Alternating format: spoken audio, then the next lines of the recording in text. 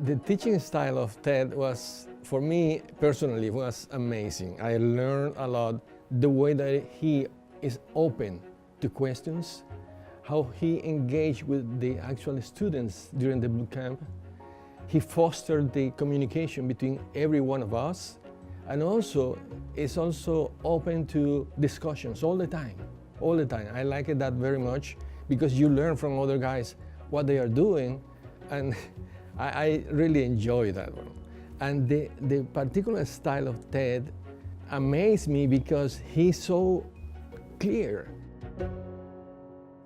After the boot camp, we had tons of material to go ahead and review it. He left us with a bunch of notebooks, a bunch of material, a bunch of references that are really, really helpful for our career progression. We know now where to go, where to explore more the potentiality of using a specific library for a particular project. So it's amazing what he left us. And he is also continually improving the notebook. So that's a big difference. This guy, I think he deserved to have so many more students, so many more boot camps.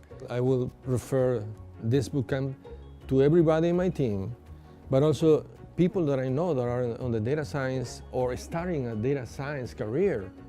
This is key. This boot camp is key for them.